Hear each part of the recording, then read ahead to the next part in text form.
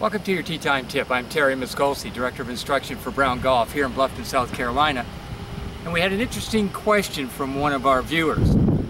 Terry, why is it that sometimes when I chip, I catch the ground before the ball, or if I don't, I kind of skin the ball across the green, like the ball shoots straight across the green.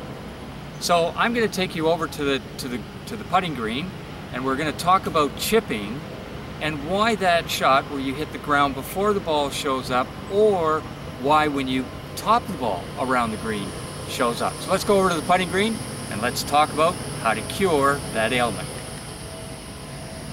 Okay, so now we're on the fringe of the green.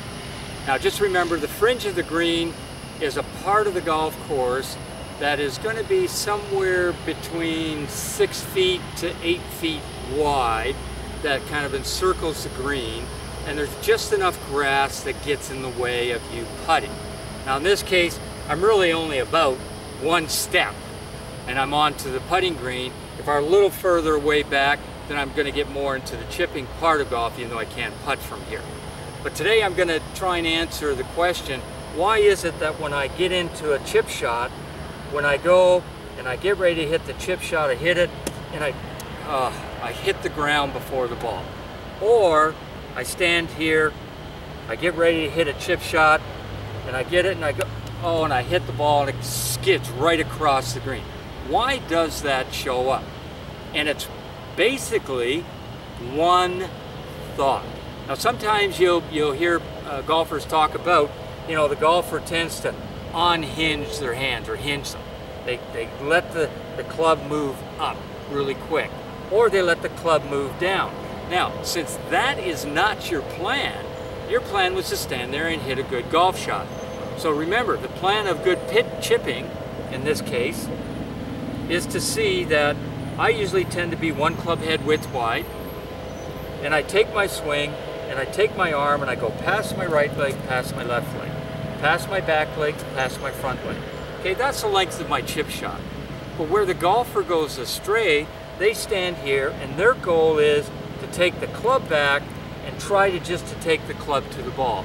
Now once you go back and take the club back, you hinge the hands too early. And then now the club has to come down, and that's a timing issue then. And are we going to bring the club exactly back to where it originally started? Not going to happen as often as we would like it.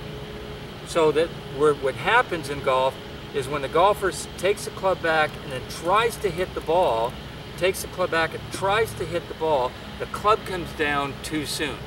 Then you got the reverse of that.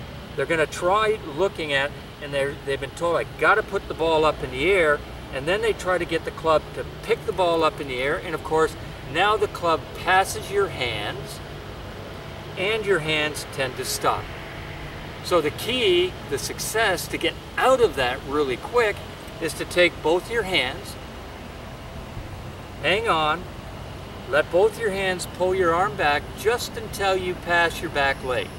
Remember, I like to say back leg, front leg, because I know I got my left-handed viewers out there, so back leg, front leg is what I'm trying to get past.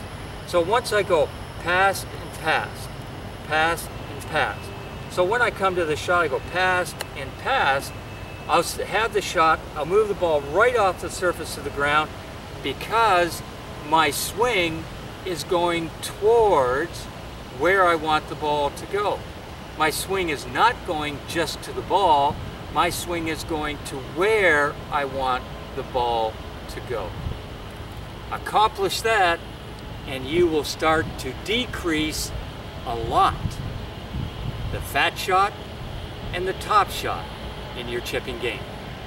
Talk to you next week.